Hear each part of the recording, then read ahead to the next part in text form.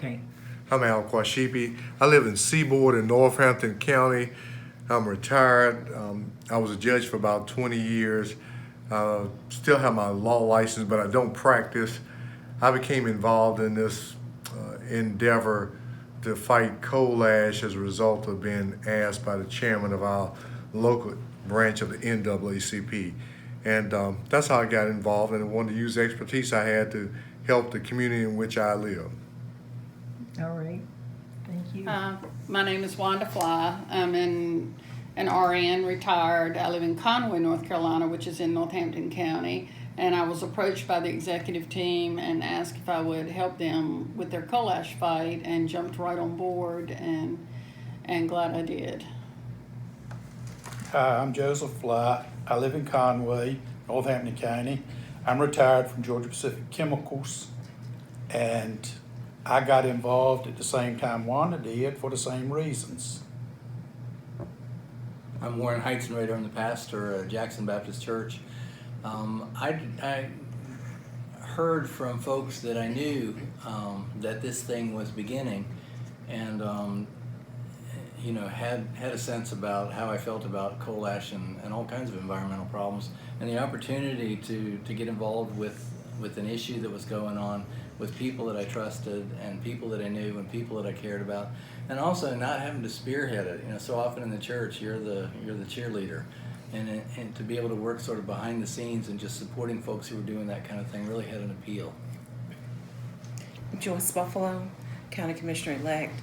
At the time that I learned about Vista Green, I was caregiver to my mother, and when she received the letter in the mail that was addressed to both my late father and my mother, and she didn't understand what it was, and I read the first paragraph, and I knew coal ash is something that was bad, that we didn't want in Northampton County, and in Margarettsville, just up the road from where I live. I contacted Tony Burnette and said, Tony, what do you know about this company called Vista Green wanting to build coal ash facility in our county? And that's pretty much how it got started. Hey, my name is Tony Burnette. I'm the president of the Northampton County branch of the NAACP. I'm also a retired police officer.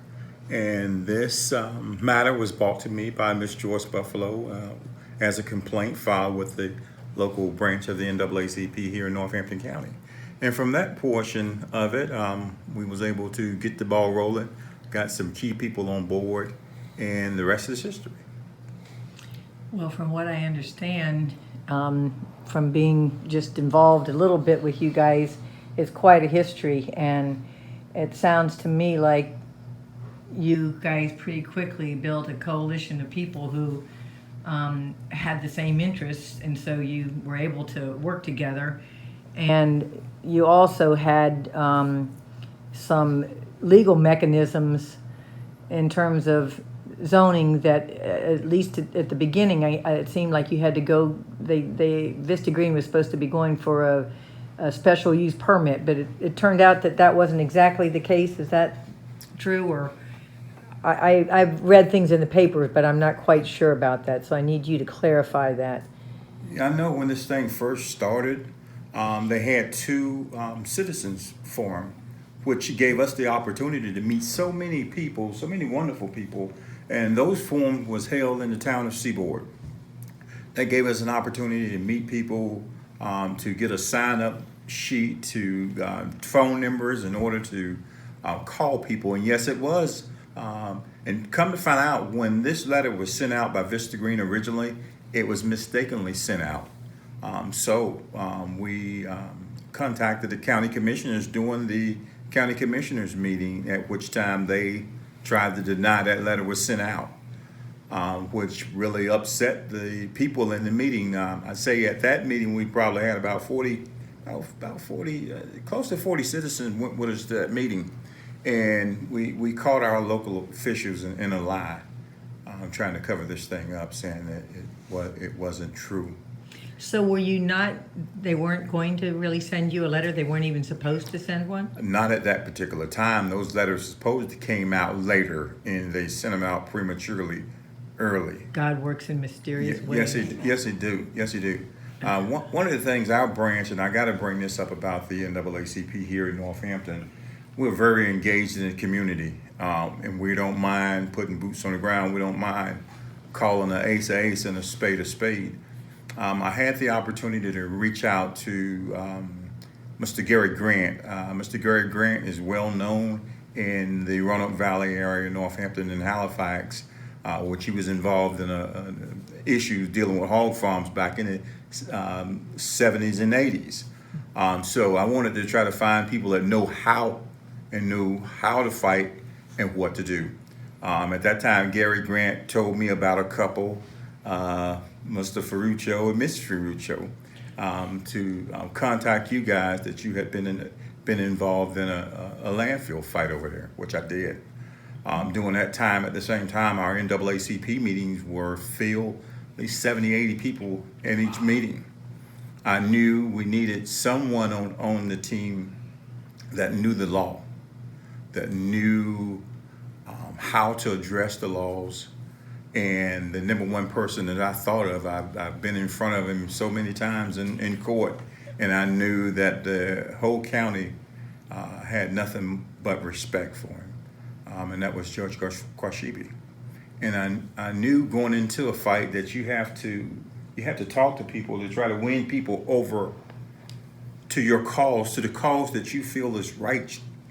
And that's what I did with the judge. I talked to him and I told him about this thing and how important it was to help us, and something pricked him in the heart, and he got on board with this thing. And him and Debbie and the whole team has been on this thing ever since, calling up people, Wanda and Joe and Pastor, and been really getting people involved, and that has brought us together. Debbie David, and I gotta say this, Debbie is a chemist. So we had a court judge, we had a chemist. We had Debbie Wanda. couldn't be here tonight. Absolutely. But she is the other co-chair of this Yes. executive And team. the landowner. Yes. And a Yes. landowner that's nearby, yes. Yes. Wanda, which an artist that could write and could tell our story. So we had someone that could tell our story on paper.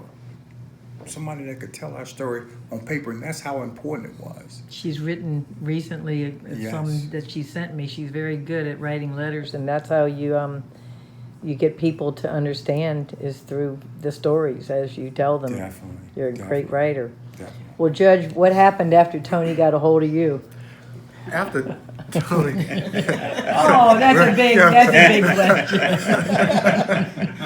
brought me out of retirement. I was just going to say that, actually. Used to weigh 300 pounds. Initially, we had to educate ourselves about coal ash. We had heard, I guess, varying stories in the newspaper about coal ash in different parts of the country, but we didn't know specifics about it, so we had to learn about this. And we did just things as simple as Googling it, going on the internet and learning and reading about coal ash. Then you all helped us out tremendously, helped us by creating a video that allowed the word to go out, where if people could not attend the meetings, they could still go on YouTube, they could go online, they could read about coal ash in an understandable manner. And so we had the community meetings. We decided we would meet on the first Friday of every month at 6:30. Our meetings would last 1 hour, and we moved the meetings throughout the county. We would meet in different towns throughout the county and educate folk. And we had a different number of people that would come to the meeting. And then after that first phase of educating ourselves in the community, then we moved into a more hands-on phase. During the first phase, I do want to mention, though, we began to make the county commissioners aware of our thoughts, sentiments, and our dissent to any coal ash coming to our county.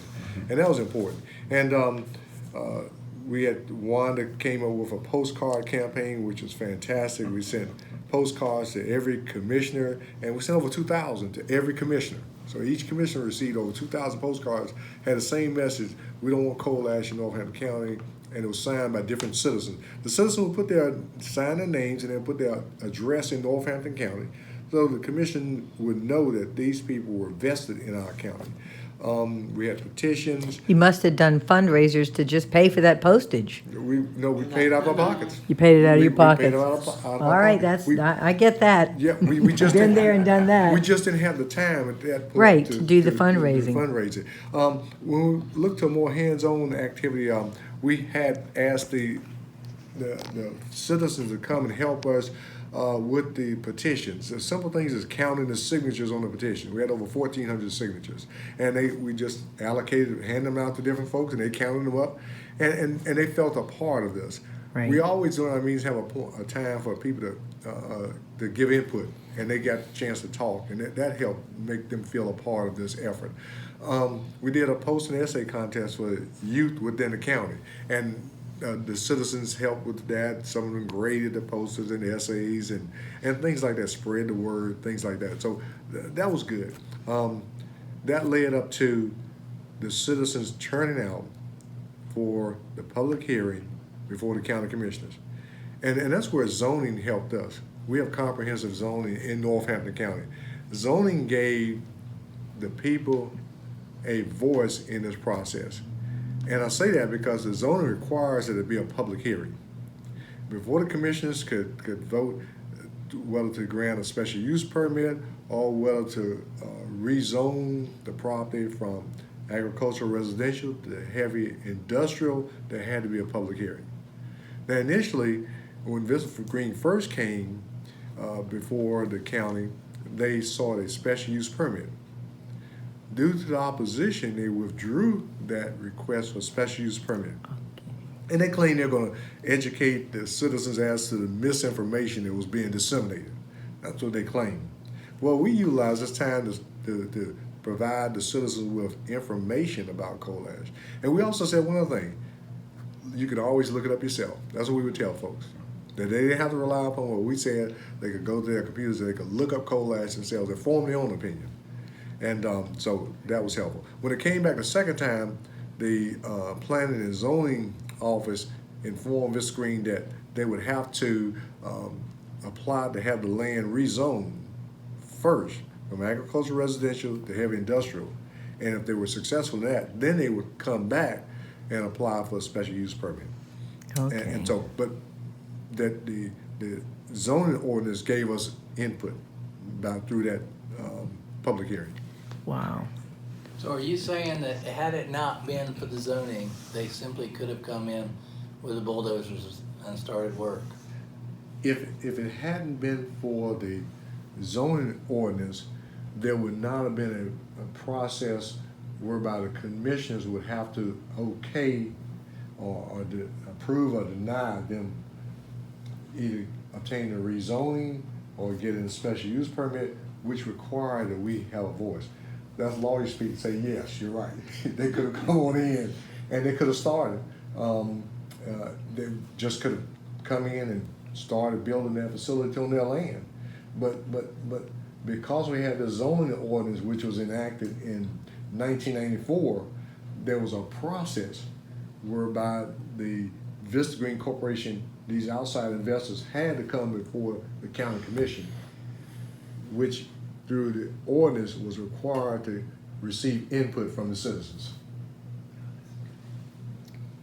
So the opposition of the citizenry was there, but the mechanism really was in place in Yes, order that those voices That's right. could Yes, be sir. effective. That's right. And for anyone who hasn't seen it, if there were over 300 people at the public hearing with signs opposing coal ash.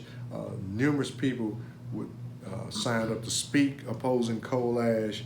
And the commissioners, if they didn't know before, they certainly knew then the opposition of the county, the sentiment of the county. But I'm confident they knew before then because of all the work that the team had done and all the work that the citizens had put into this effort.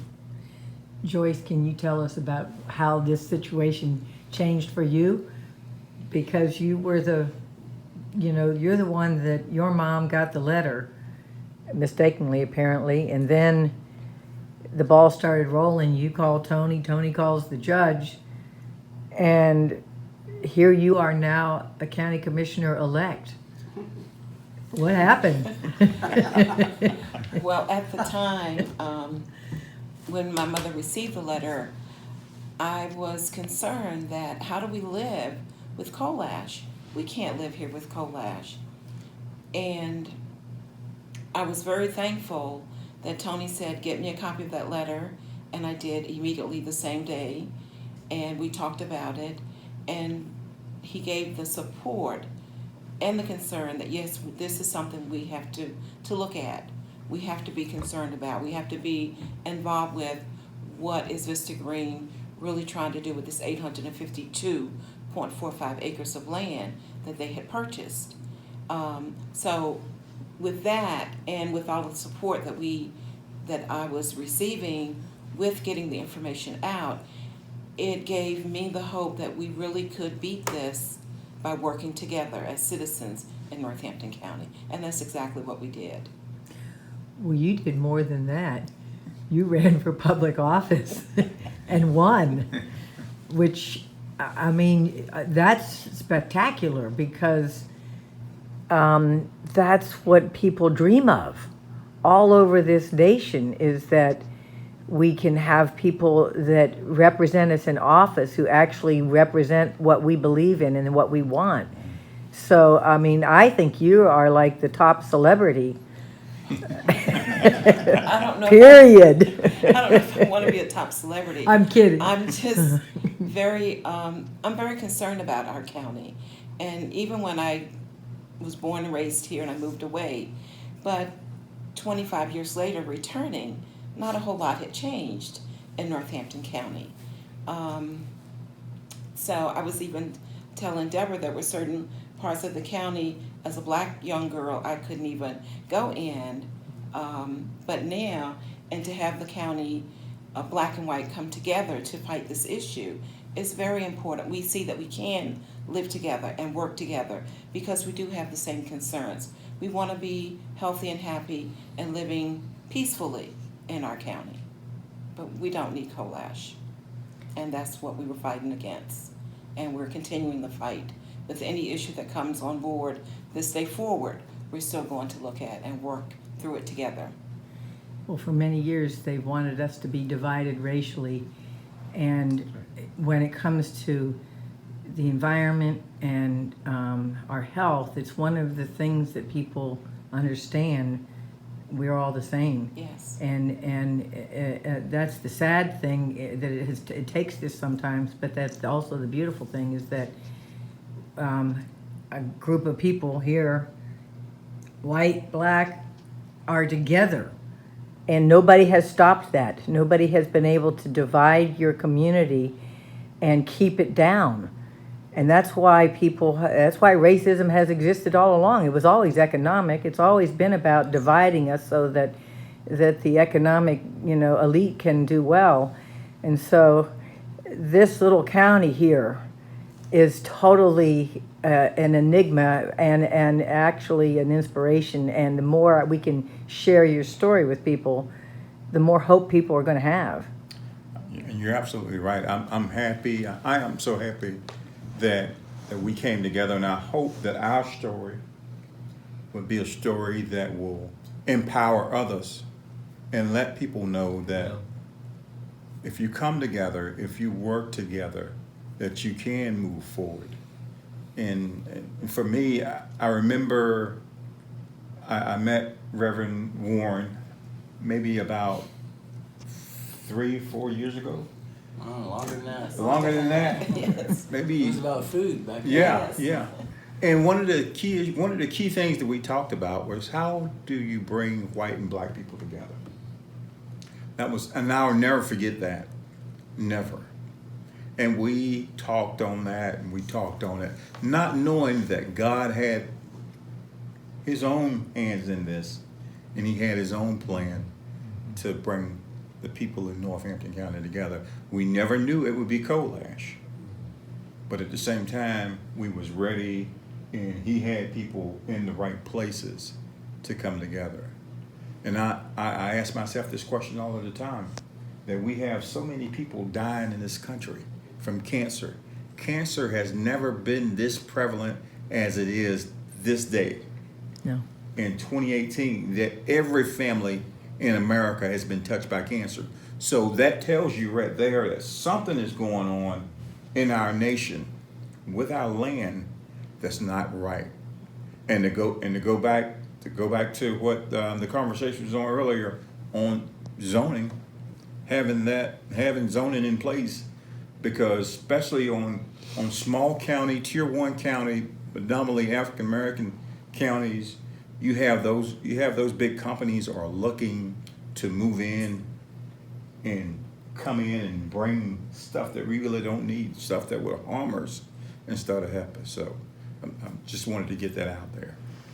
Yeah, there's been an effort over the last several decades to take advantage of tier 1 counties because they're economically distressed already, and they come in and tell you, well, you need jobs. Any kind of job is better than no job. And that's not true, particularly if you're the person working in that, or if you're the farmer farming next to that and they tell you you can't sell your sweet potatoes because of coal ash.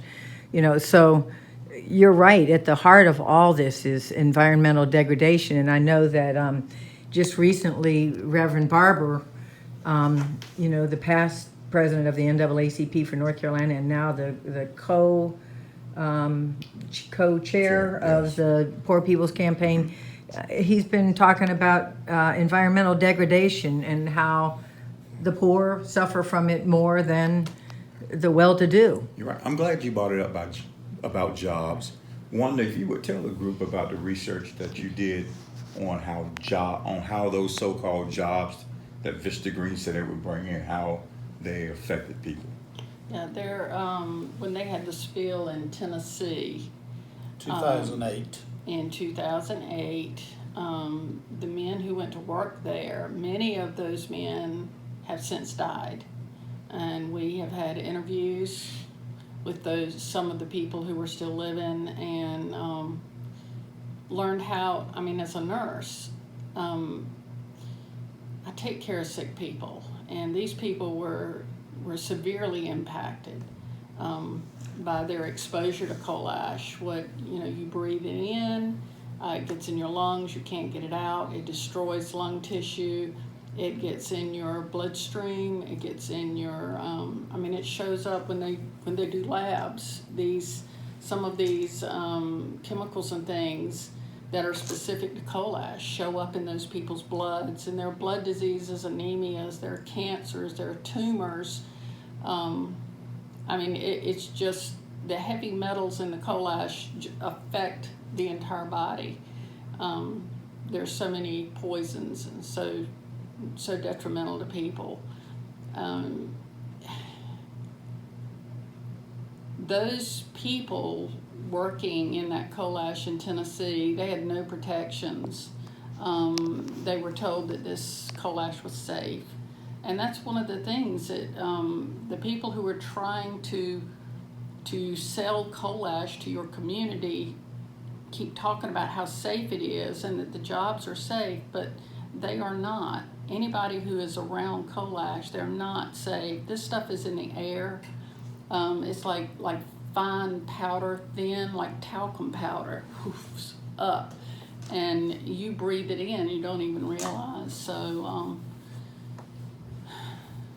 So basically, there's really no good argument other than we're going to bring you jobs, but they're jobs that you wouldn't want your son, No, your sister, they're your jobs brother, that you nobody. You would not want your worst enemy. You would not want your worst enemy working in these jobs. Yeah.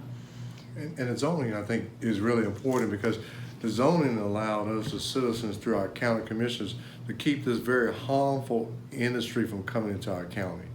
We're not opposed to industry, we're not opposed to jobs, but it lets us keep those very harmful types of industries out of our county. And that's what's so important about zoning. So, Well, I really want to let you guys know that this has been wonderful for me to be able to share with you guys. I talked to some of those coal ash people, and I want you to know that the wife of one of the workers, his name was Ansel, he's got a blood disease. she said, I light a candle every day and pray for the people of Northampton. Every day, because she knows what it's like to live with going to the doctor 3 to 4 times a week. They go. Their life has been, as they knew it, destroyed. He's not dead yet, but they're adding plaintiffs every week. There's another plaintiff added to this case. And there's, it was starting with maybe 30, then it was 70. Now it's, I don't know how many people right now, but it's going up and up and up, the number of plaintiffs. And they keep continuing it in court because they don't want this case to be tried in a court, because this is the most comprehensive look at what coal ash does to people, with the most case studies of all these people, their health records, all of it. So you guys can pray for these people, because their case will be monumental if it ever gets into the courtroom. And they know that there's a problem with coal ash all over this country. It's the second waste stream in the United States next to regular trash. But they also know that creating one problem and moving it to another is not the answer either. So they want the people of Northampton to not have to do that. And I've never met this woman. She says, Deborah, I love you. I want to meet you. And I know she feels the same way about all of you guys, because she just understands through personal pain and experience why you don't want this, and why it's no place to work. It's no place, you know, it's not an industry that will help your community. And so, you know, you guys really are, like a beacon and going to be, because the coal ash problem is central to energy, climate change. All of it is tied together. And there are no easy answers, but creating answers by dumping on the poor has never solved anything, particularly since there's so many poor people. You know, if the poor were 1% and it were the opposite, we could just find one place to dump on. It'd be simple. But there's so many of us that are poor in so many communities, they've dumped all over the earth now. And so this story right here in Northampton may just be a seed that helps communities that you'll never know, that will maybe draw a line in the sand that saves their community. And what they say about our future in terms of saving the planet is that it's going to be one community at a time. And with the internet, this community here can be known all over the world. It may not be known all over the world yet, but I think it will be, because there's so few good, happy stories and this one is a happy story in that, you know, the vigilance is never over. We know that. Absolutely. And when they own the property, it's never over. You're right. But it doesn't mean, even if they didn't own the property, there's somebody else that will try to do the same thing. Absolutely. But if I were anybody trying to do ugly, I would not come to Northampton County. Not anytime soon. I would say, you know what, I'm going to try somewhere else, because these people have united, they have educated themselves, and they have elected new people into office. So they have a future based on so many good things, not just grassroots efforts, but now actually a county government that represents the people. So my hat's off to you and many people as well.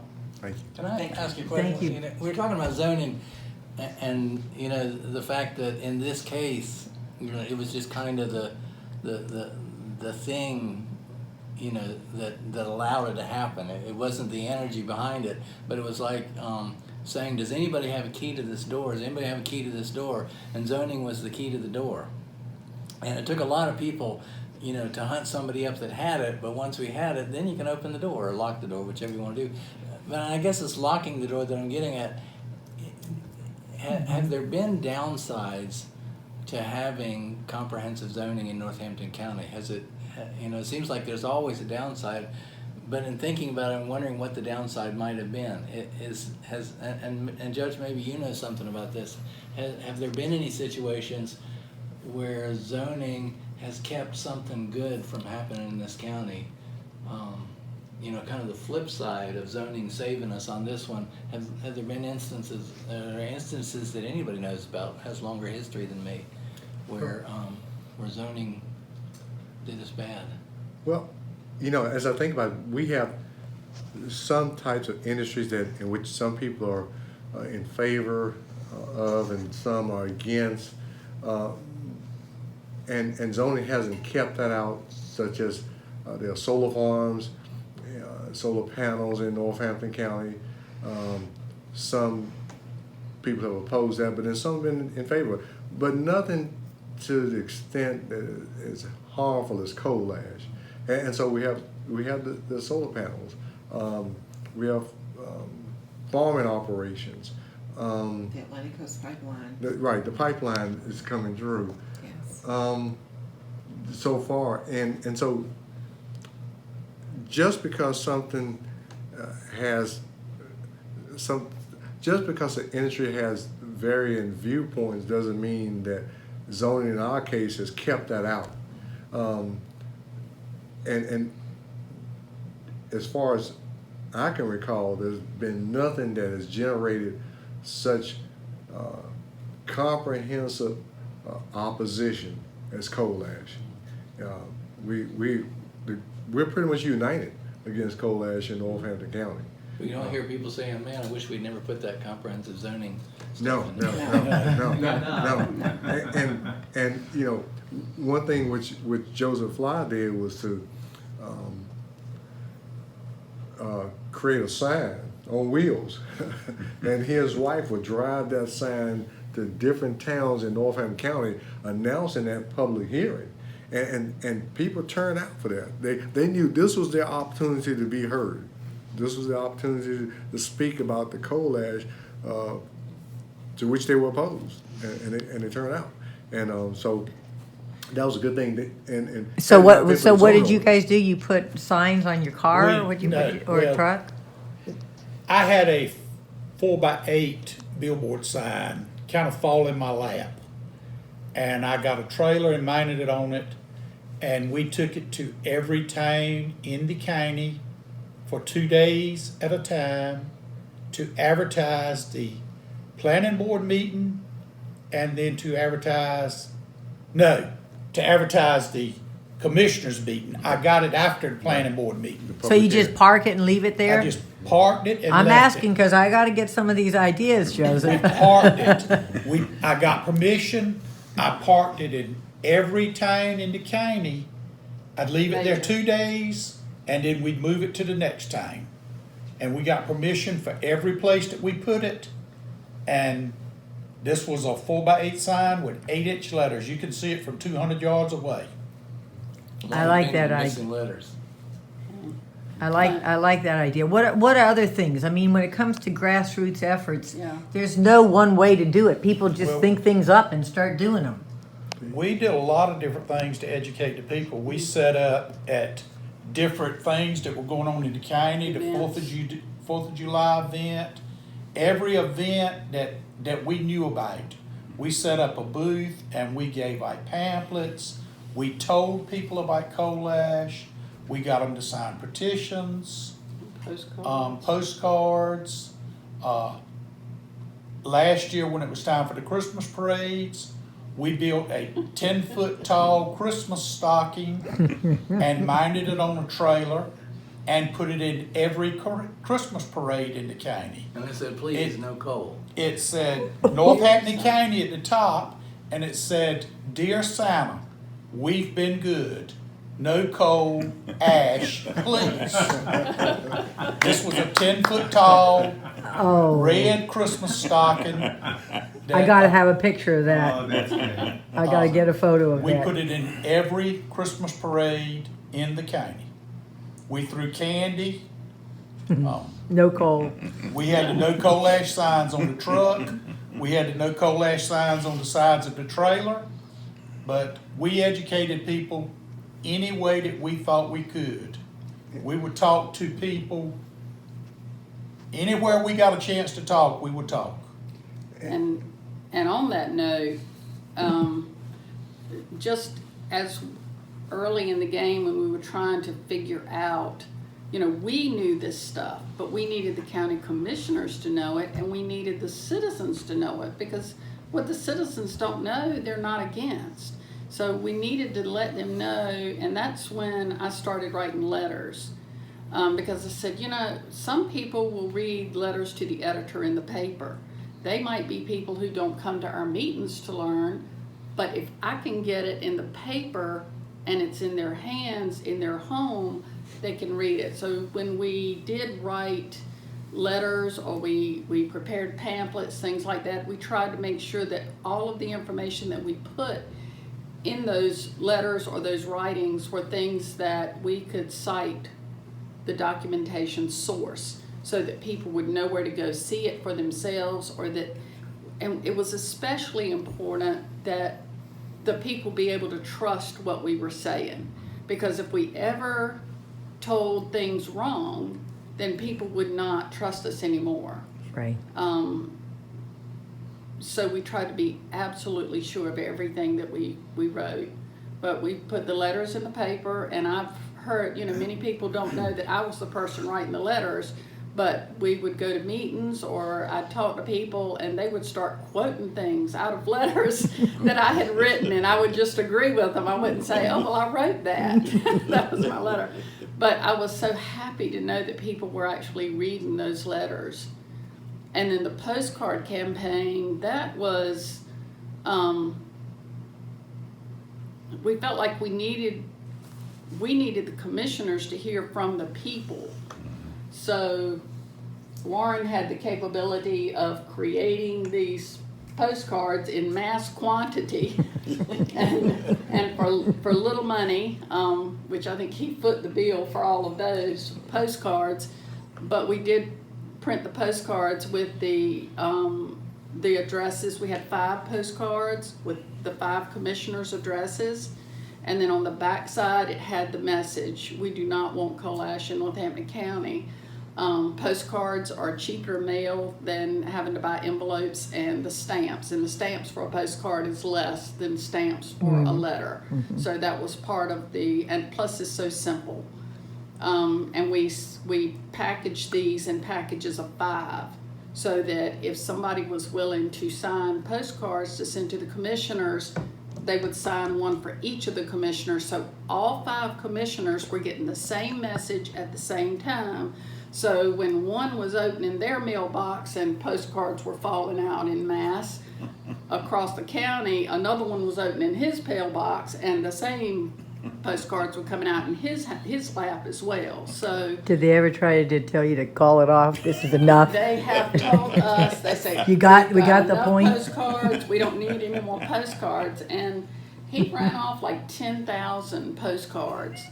And that's like 2,000 postcards to. That's half your 5 population, right? That's That's half your population, yeah. We did some cards to Congressman Butterfield. Yes, we did. Flythe We did. and We him. sent some to Butterfield as well. Probably, what'd you say, A about 1,000. 1,000? How was your method of getting these out to people? The same as when you go to meetings and to affairs When we and would set up a festivals and booth, stuff? or when we had our meetings, wherever we were, we would, anybody who signed any postcards, we would take turns. Any signed postcards, we say, we'll mail them for you. That way we did not run the risk of people taking the postcards and they end up on the dashboard of the car, and 2 years later they'd be like, oh, I never did sign these postcards. So we took it upon ourselves. If Much they less signed go the buy the postcards, stamps. we would take Right. turns because it's expensive to buy all those stamps. We'd take turns and we would go buy the stamps, and we'd drop the postcards in the mail.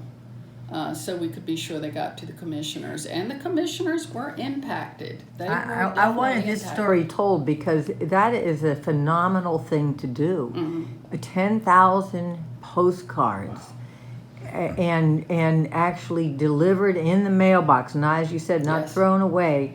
That's went sort to of the their old-fashioned way of doing things. People now just do a multiple email, but for a commissioner to get day after day, week after week, more and 100 more postcards. postcards must have they probably had bad dreams. Some of them did. Oh my gosh, how many did you get today? Yeah. That kind of thing. But see, this is what makes a grassroots effort work. It's what gives it the power that you guys thought of this and did it and didn't say, well, nobody's paying for this. I'm not going to do it. You figured it out and you just we gotta do it. took it out of pocket. But you know, when you think about what it costs you in the long run to have bad health, to go to the doctor, what an investment to stop health is it priceless. now. That's right. You know, to stop this now, think of all the medical problems you solved for your for this family of yours, this whole community. You know, and mostly the doctors would be happy for you to have put them out of business. You know, we had, it was facing quite a bit of issues if that facility had got in here. Property values Yes. for the people here, the health impact, and the damage that it would do for the future generations coming to Northampton. And that would have basically been the end of any economic development that we was looking at trying to get to our county. And everybody sitting at this table wants to see Northampton County grow. Yes. It's very important to us that we grow. But with that coming in, I truly believe, and I know we talked about it before, if that facility had came to this county, we'd be getting coal ash from everywhere, overseas and everywhere else. And if we just had Hurricane Florence come through here, a month or so ago, and it was all over the news everywhere about the dams breaking during that hurricane, and that coal ash going into the rivers and whatnot, and that basically That was, let us all know. that was That confirmed. 4 Yes. days before our commissioners meeting. Yes, yes. Yeah. That was 4 days Yes. before our commissioners meeting. That confirmed to us that we were fighting this thing, that we was in a battle. And unfortunately, the battle continues. Yeah. And we have to now stay vigilant more than ever because that company is not going anywhere. They have a $2 million investment still here in this county. But at the same time, we sent the message to Vista Green and any other company that's willing to try to do the same thing, that the Northampton County citizens against coal ash stands ready. And we are. You can change your name from Northampton Citizens Against Coal Ash and whatever that would be. Absolutely. So Whatever. we're here and we're not going anywhere. And we're stronger than ever. We started off with a small core group. Now we are all over this county standing strong. You know, this table of people could be the best thing for economic development. Right here, this if we can take this message, and you guys can take this message and get this out, this will make good companies want to come here. Absolutely. And you know, it's really a way for you to begin to market your future, is you guys sitting around the table telling this story, because there are companies and people that want to move to these rural communities and get away from the big cities, and they want to have a quiet life, but they want a life with quality. And so I think that you guys could be the next Economic Development Commission right here. The same message that the Economic Development Commission needs. And you know, with a county that's been struggling for economic empowerment, this is the best message you can send, is that we're ready for industry, we're ready for business, but we're ready for good business, and we're ready to protect your business. We have zoning. Well, that's the other piece, you know, if you got the zoning, it doesn't mean that, you know, you can't have a high impact industry or something like that, but it does mean that, you know, when you buy a piece of property, you know where it is, and you know what can and cannot go in next to you. You know, my parents, you were talking about Darlington, my parents live in Daytona Beach. They do not like bike week, they do not like race week, and they don't like it because of all the traffic and all the noise. But they moved to Daytona Beach, and Daytona was already there. And they knew it when they moved there. And they don't have any right going in and saying, you know, let's put a stop to this racetrack because we don't like the noise. Daytona is zoned, the racetrack is there. My parents moved in, they happen not to like the noise, they're gonna stay.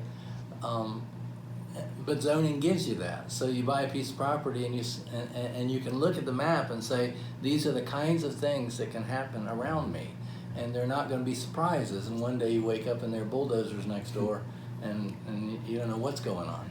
That's right, and without zoning, businesses are deterred because they don't want to put a business in and then find themselves in a situation where their property value is diminished or their product is diminished, and also, you know, in the end, as we said earlier, all of you have basically said this over and again, is that without the people, you could not have done this. With zoning and no people, they would have just, you know, they would have gone ahead and said, sure, we'll rezone this. Nobody seems to have a problem with it, fine. But the bottom line is you had the people, and the people then convinced the commissioners that this is not what we want, and they did the right thing. They listened, not necessarily right away, but if they listened right away, what kind of story would you have? Well, thank you guys so much. Thank you again all for so much. everything. Thank you. Thank Thank for you, Deborah. everything, guys. Thank you. Thanks so much. Okay. All right, one thing I wanted to mention in our trying to educate the public and raise awareness, Joseph had magnetic signs, no coal ash in Northampton County signs made for his truck on each door. And on more than one occasion, we would be parked somewhere and a citizen of Northampton County would just approach our truck and say, tell me about this coal ash, and give us an opportunity. And that's how those signs need to work. And also with the signs in the yards, we had the little, what do you call them? Yard signs. Just little yard signs on the two little wire sticks that you set up in your yard. We sold them at cost. We would buy them in bulk, and then we would sell them, not to make money, but we would sell them for what they cost us. But those signs started a lot of conversations. We had 300 to 400 of those in the county. And then the funeral home fans. And the fans, yes, we went to a meeting, and a couple there had taken, you know, the funeral home fans that you have at church, the little fan with the stick, had created a no coal ash sign using one of those fans, which was to me just an ingenious idea. And Debbie Davis found a site online that would make these signs. So she had several hundred of those signs made. As fans? And fans. Ooh. And then when we would go to meetings, especially, they were powerful at meetings. So It gets hot in those You're meetings. at the hearing, you're at a public hearing, and you've got 300 people in the room, and they've all got these signs, and every time somebody started telling something that was not true, or somebody was, you know, saying things that people in the audience did not agree with, they would hold up their signs. They told us in the meeting, you know, be quiet, be respectful. Well, you know, that takes your voice away, but if you've got one of those signs, you... And then if you get too hot, you're like... Yes, the meeting gets too hot. But those signs were Psychologically powerful in those meetings. It gave people in the county a voice. I think one of the things that I realized early on in this fight is that there are a lot of people in Northampton County who knew a little bit about coal ash, not a lot, but they wanted to know more. And once they learned that this was something they didn't want in their county, they wanted to know, well, what do I need to do? What can I do? That's where the postcard campaign, if you want to do something, sign these postcards so the commissioners can understand how you feel about it, because the only people who were going to have a vote, we weren't going to, as citizens, have a vote on this coal ash issue. There were only going to be 5 people in this county who were going to be given the opportunity to vote, either to allow or to disallow coal ash to come into Northampton County, and those were our 5 commissioners. So we needed to let our commissioners know how we felt, so they would know how they needed to vote. And yard signs helped a lot in that regard too, because people would buy these yard signs that we obtained at cost, and they would purchase them, they would put them in their yards, and I noticed as our movement continued, we'd see the signs in all aspects of the county. Mm-hmm. And I was just thinking that the commissioners had to drive. As they drove around, they would see these signs in the yard. And it was significant to put the sign in yards and not on some corner near a stop sign, but in yards where people live. So that was a family there that's opposed to coal ash. Right. And that gave the commissioners something to think about as far as... It does, because when you take ownership right. of a position, and, you know, as we talked earlier about in our county, countywide zoning, and people having, you know, both sides, positions on both sides, it's important that key people begin to take a position. And we've done signs. I did the first set of signs, 200 or whatever, 100 signs. I need 500 signs now, but I paid for them this time. I'll see if I can do it your way and see if I can get people to do those, because I've had people say, well, you know, I don't really want one in my yard yet, meaning I'm going to wait and see what other people think. But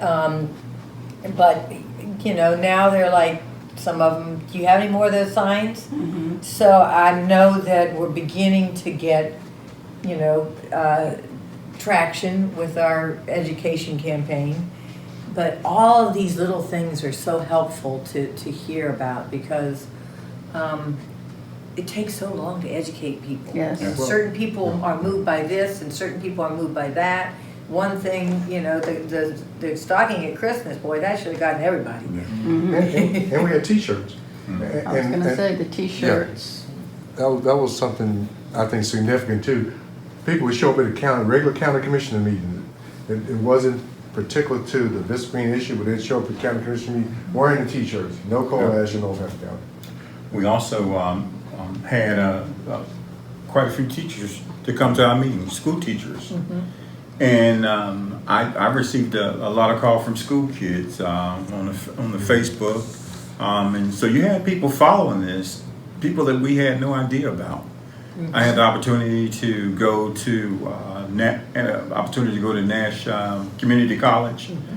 wherein it was another fight dealing with coal ash, and I got an opportunity to meet with several different counties that was fighting coal ash here in North Carolina, to see what other people was doing on this fight.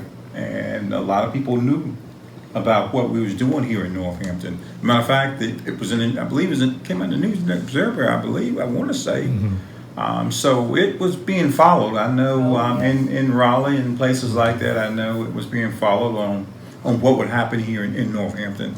And I believe people are still following. It's being followed at the headquarters of Duke Energy in Charlotte. Absolutely. Very closely. Absolutely.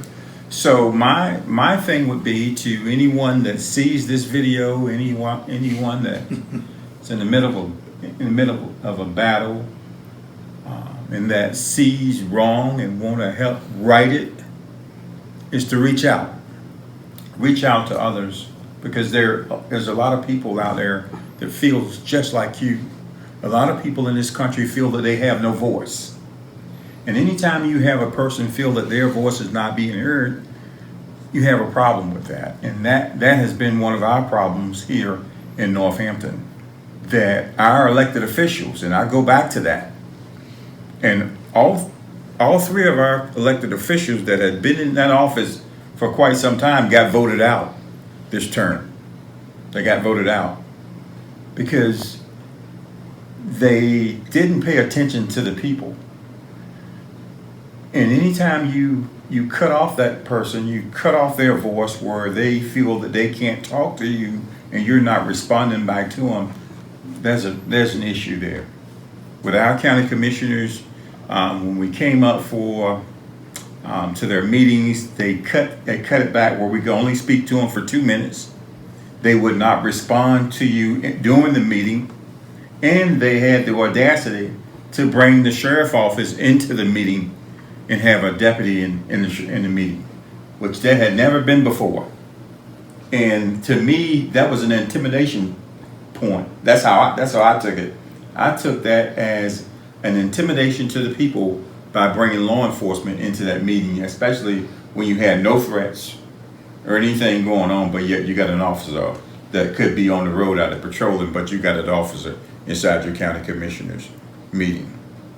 And just that. I can understand the frustration of having commissioners who, okay, you've got, 5 minutes. No, wait a minute, there's too many people here. We're going to give it down 1 minute. And then at 30 seconds left, they remind you. And last time they did it to me, I said, you just interrupted me and took 15 seconds of my minute. And they laughed. They didn't laugh at me that much. They basically looked for the deputy.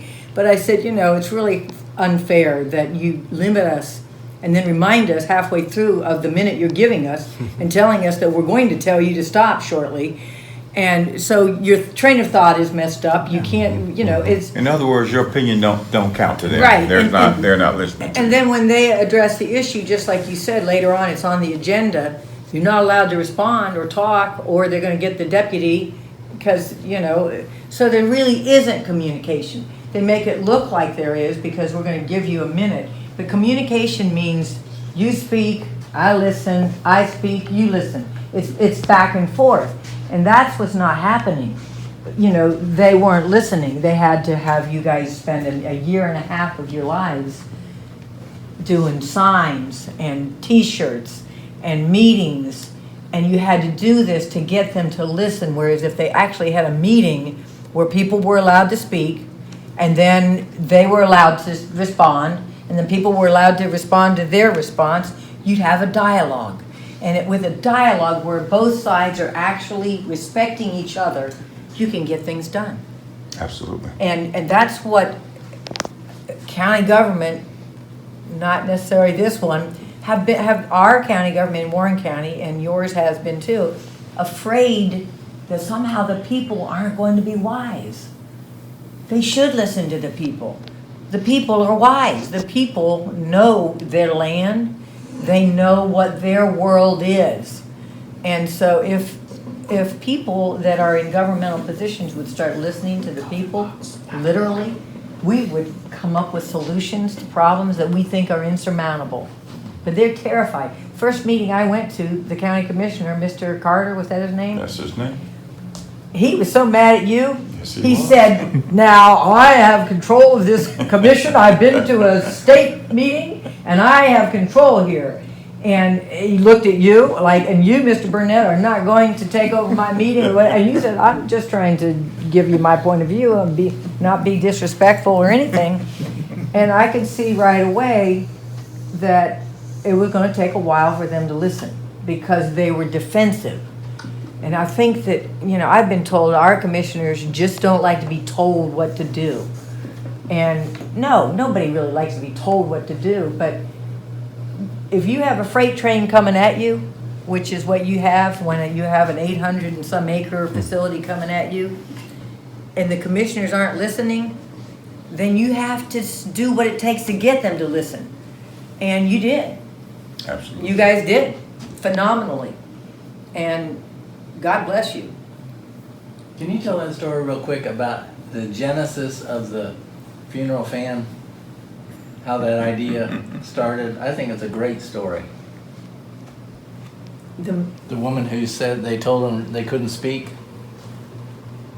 Can you tell the story? I thought you told her. The woman, they told her that she was not allowed to speak. She would not have time to speak at the meeting, would not be able to speak at the meeting. So she showed up with her own homemade funeral fan sign with the coal ash, no coal ash on it, because she knew she would not be able to speak, but she knew that she would be able to fan. And that's where the idea came to make 300 or 500 of these things. Yeah. And is that the way it happened? don't remember hearing that story, but I'm not sure who told it. I may have. Well, you know, they always say a picture's worth 1,000 words, so when they cut you off and say, you know, sorry, you got your 1 minute, Wanda said that she came in with a poster that her granddaughter had made. Yeah. What did your granddaughter say in her poster?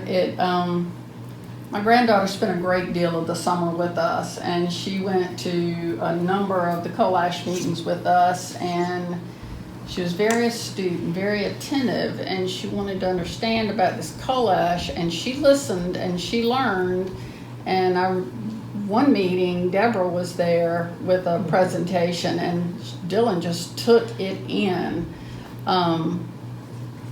And she also understood that Vista Green was not always telling us the truth about the safety of coal ash, that it was not as safe as they said, that this state-of-the-art liner was not going to not ever leak, it was going to eventually leak, and there were things, and she had an idea that she wanted to make a poster, just in case we had a big meeting and we needed posters, or in case we had to march. She wanted her poster to march with. And so I got her a poster board and I got her markers, and I said, now what do you want to say? And she said, I want to say, Vista Green, don't lie to us, we know the truth.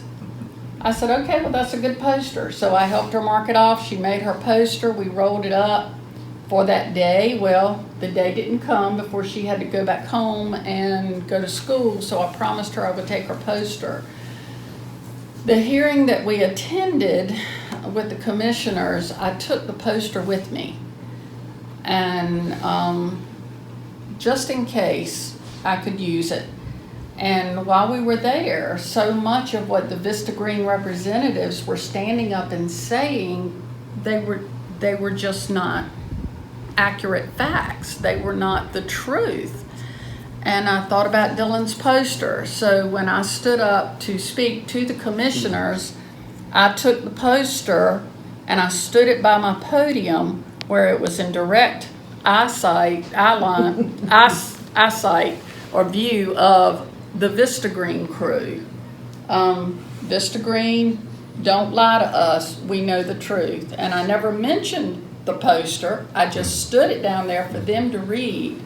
I didn't have to mention it. I went on and spoke to the commissioners, but Dylan's poster spoke to Vista Green, and I thought it was the most appropriate poster. So those things, there are seeds lots of activism. things. Yes, we have planted another seed of. She's a 10-year-old and the seeds have been planted. Yeah, because she walked around 4th of July with the Vista Green sign on. Yes, that's right.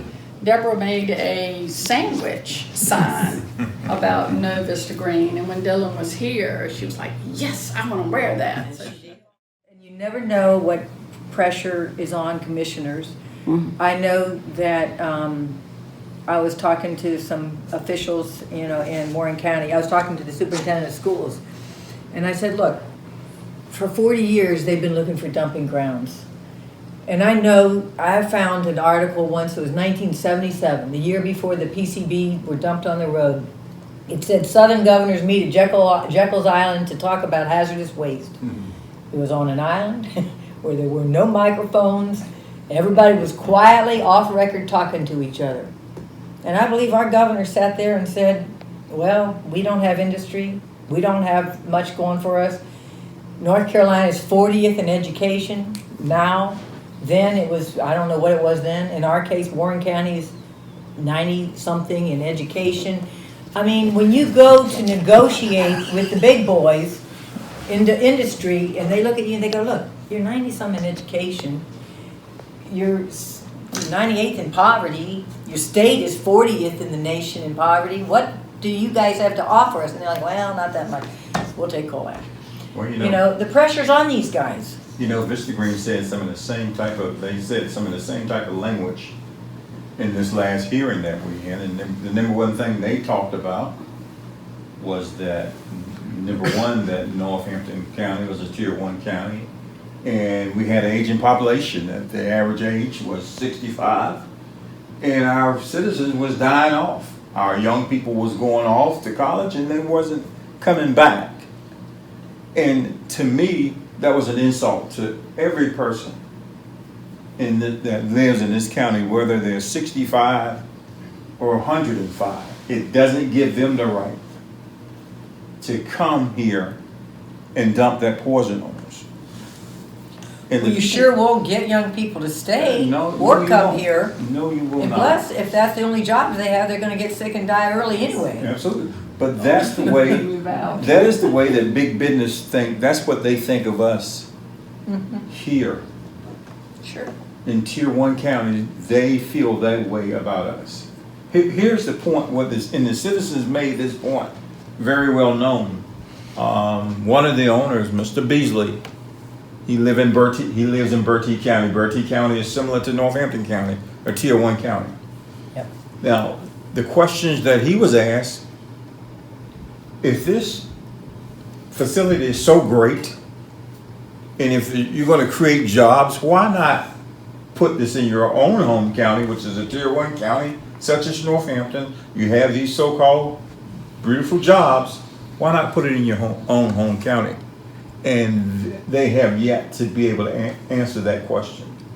I submit to you today that he didn't put it there because he has to live there. He don't live here, so he wanted to dump it on us. And I'm just so glad that we took the stand and said, no, not where we live at. And you know, even if he didn't care about coal ash in terms of the threat to himself, because some of these people really do lie to themselves about the dangers. Even if he did that, he wouldn't want to go home every night to the relatives and friends Absolutely. and everybody else that would see him in the he grocery wouldn't. store and say, No, he wouldn't. Mr. Beasley, look what you've done to us. So, Absolutely. so that's why, you know, outside investors do this. The guy that sold the land for the PCB landfill moved specifically to buy the property and sell the land. He never was going to be a native who, you know, you don't want to go home and have your neighbors. You don't want to live next to the thing anyway, you know. Yep. Well, these things are very complicated issues. It puts commissioners in bad positions because I know when they go and meet with these industrial developers at higher levels, they're in a subordinate position. At least they feel they are because we're poor. We're among the poorest. But you know what? Poverty has nothing to do with strength and dignity. And so, you know. If they remember one thing in those meetings, that they represent the people that they serve. They don't represent that company. They represent the people that they serve. What could I bring to my community, not to hurt it, but to help it? What will I want in my back door before they make those decisions that they make? And those are the type of people, those are the type of leaders that I would like representing me, someone that's going to think about me, my family, and the other citizens on what's going to help us, what's going to help us to thrive here in this county instead of bad industry that's going to come in here and hurt everybody here. Well, now, Joyce, when you go find yourself in those positions, you can say what we have to offer in Northampton is that we want clean industry. We'll protect you. When you come to our community, we're going to protect good industry. We're going to, you know, that's the selling point now. Yes. It really is. And you have a message that, I mean, a lot of people may have these messages in other communities. You have one you fought for. Yes, You guys fought for this message, and that says a lot because I know a friend of mine who's assistant economic developer in Warren County. She said, you know, for years, I don't know why we haven't gotten more crappy industry over the last 30 years. She said it's just simply that when industry's looking online, they start with a search and they come to Warren County and they see PCB landfill protest marching and they think, oh, no, and they move on. So when they come to Northampton, the bad guys, they're going to go, ooh, no. And the good guys will be like, yeah, you know what? This is a place I'd like to be. This is a place I'd like my children to be, because they can be looking into a future that they'll find protection. That's the goal of. That's what we want. That's what I know. That's what you want. That's why you're in office.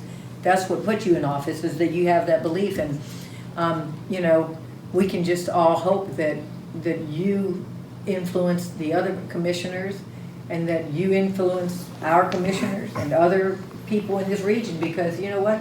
As times get harder, and they are going to, with climate change and things that fall apart, you know, the grid falls down, whatever it may be down the road, the catastrophe that we may face, we're going to be depending on ourselves as local people and as regional people and as neighbors. And so Ken and I feel like we've formed an alliance here between Warren County and Northampton County. We both have the same values. Our people have the same values. We can stand up and help each other. And I think as we begin to form alliances in tier 1 counties, we can say, look guys, they already passed a balance, transfer. They're going to transfer a whole lot of water south of us to Wake County. You know, that's where all the development is. Half of Car Lake water is already lined up to go south. That leaves us with what? Half of our resources. Our water is important all the way from here to Virginia Beach. But what we do have now is a growing alliance where we say no. They passed that legislation, doesn't mean they're going to get it. You know, laws change. We might have to go back and say, nope, you can't have all of our water. You know, they would like us to, they take the water, give us the waste up here. Mm-hmm. And we got to reverse that and say, you know what, we're not your dumping grounds, and you can't have all the water. You know, so that's looking into the future, but not as far as we think. You know, so I think as you know, communities, we really can form alliances. And I want to hear more about the NAACP another time, because I know you have, or Ken, if you can get a few minutes, and then we'll quit. I know I know your community is something like 58.6% African American, and ours is almost the same. And so the NAACP is an important group in your county and in our county. It might not be in everybody's county, but it's an important group, and I imagine you got young people too involved in it. Yeah, right now, when I took over, this is my 4th year. The number one thing that when I took over and was voted in as president, the thing that I wanted to try to, the direction I wanted to try to guide the branch in was diversity. Mm-hmm. Diversity. And to build a branch, build a membership, and to be that driving force for good, and that driving force that would bring people together and that would give people a voice. Mm-hmm. To the voiceless. And it has been a lot of voiceless in our county, and it has been time for our county to have a voice and for us to move in a positive direction, but with everybody being able to be heard. And I think that's very important. Right now, I see our branch is being diverse. We have people coming on board all the time, and I'm so proud of that. I had a heart attack back in 2011. I got to share the story for anybody out there who would listen. In 2011, I had that heart attack, and that type of heart attack I had was called Widowmaker. And I had all of my arteries was blocked going to my heart, 90% blockage. And there's no reason why today I'm supposed to be living. But I knew that God had something planned and in store for my life to be able to go out and help people. I chose law enforcement as a way of life in order to try to help people. And I served right here in Northampton County. But God had something else planned for me, and not knowing that the NAACP would be one of the things that he had, but it's something that he had in store for me. So I would like for my life to be an example, and to be able to help each and every person that I come in contact with, to be able to touch them in some way, to help things, and to go into it and to help move this county forward in every way that I can. And I think these wonderful people that surround this table, I know myself and Wanda and Joseph, and, they didn't know me until this fight started. And I'm just so glad that God brought us together. Everybody at this table has been rewarding to me in relationships and friendships that I know would last me for a lifetime, along with other people that I've met in this county. Would that we all had a widowmaker experience. Hey, we you would all- know. Where do I sign up? Yeah, no, I mean, seriously, when you think about it. Absolutely. When you come that close to knowing that life is Yeah, ephemeral absolutely. and you're not gonna last forever, we all know it, but you don't know it in that same way. Absolutely. Most everybody would live differently. Absolutely. You know, and you say, the number one thing I thought in my mind during that whole time was, what had I did with my life and who had I helped? And I had a lot of opportunities to help, but at the same time, it's being able to touch another life. I feel that life for me is all about helping others, that God had put each and every one of us here for a reason. And for me, that reason is to help others. And that's how I live my life now. And I'm so proud of it. I'm so proud to be in this fight for what I know is right. I sometimes try to picture out, how does God engineer it all? How does God engineer that Tony needs to be in this place at this time? Of course, it's a little beyond my imagination to really figure it out, but I think about some computer and I think, okay, this person's got to be, he's got to have almost a heart attack that's going to take him, then that's going to move him to be over here. Joyce, on the other hand, she's going to be living here, her mother's going to get a letter, and I'm picturing like some movie. How does this person's life move in and this person's life move in here? Everybody converging at this time where simultaneously you're all in the right place at the right time when you're needed. Yeah. Only God could do that. Yes. Seriously, only God could do that. Without overstating that, only God could do that. And I always tell the people, when I start off telling this story, I always tell the people about Judge. Judge had retired. He's sitting back on his couch, was well deserved. Enjoying his westerns. Enjoying his western. After You have to do that with Ken. After 20 years on sitting on that bench, and he's enjoying himself. And here I come with this issue. You know, asking him, you know, Judge, will you come with us? Will you get in this fight? And he thinks about it, and he ponders that thing. I remember this, Tony. I'll get back with you. You want to commit to me at that time? It's going to be a lot of work. Yeah. A lot of work. But we needed you. Yeah, we did. It's been Absolutely. good. You know, we were sitting, as we were talking about this struggle, it's been good in that it has brought citizens in Northampton County together that otherwise probably would not have been together. No. And we didn't have reason to cross each other's paths to the extent that we have. Tell about Debbie. Tell about Debbie. Oh yeah, Debbie Davis. We both live on Washington Street, and I live on one end of Washington Street. She lives on the other end of Washington Street, and I think I probably seen her, but I did not know her. And but Tony appointed us co-chairs, and we talk all the time. I've come to know her husband, come to know her children, her grandchildren. She knows about my children and hears stories about my grandchildren, and you know, and Warren and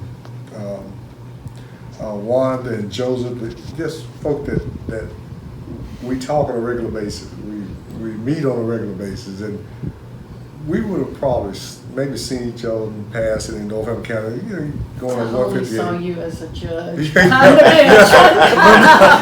Not to the extent that we have, and so that's been good, and you know, blacks and whites working together. Yeah. We were, It is. It's and- phenomenal. and we don't, The you know, feeling. and one thing which we done, we don't focus on politics. Yes. We don't care what you're registered as, what party you're registered. We're just united in fighting coal ash, and I think adverse industries coming to our county that are going to be hazardous to our people and to our county and our quality of life. And that's what we focus on. And that's brought us together, that's kept us together. So we're still meeting, so that's been good that we've been able to focus on those type of things and just become really good friends. Really good friends. And Powerful. that, Early on in this, I can't remember what place we were at, but Debbie had forgot to bring one of the signs with her. The judge hadn't left home yet. She called the judge and told him to go to her house and go in. He said, "Debbie, you want me to go in?" She said, "The door's not locked. Just go in and get the sign." yeah. we had to talk about this. But he went in and got it and brought it. But see, that is so simple, but so telling. That We've learned, that and we've learned about our cultures because we would meet and talk about doing this thing or that thing. We'd say, "Wait a minute, white people don't do that. White people don't do that. We need to rethink this." And then I've learned a lot about the black culture and things that how they function as a culture, and it has really opened a lot of doors and brought us all together in a very special, in a way that would not have happened without this coal ash fight. Years later, I can run into people in Warren County who were involved in the PCB movement, and it's as if you were soldiers in the same trench. Yeah. And it's like, That's a "Oh, great Deborah, do you remember whatever it is?" Or I'll look at them and I'll say, "I know your name, but you mark what," and then they'll say, "Yeah, I know you're a Ferruccio, that I do know."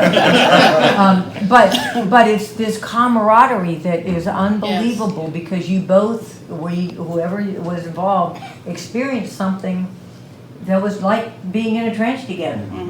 And you depend on each other as you do in a war. You need each other.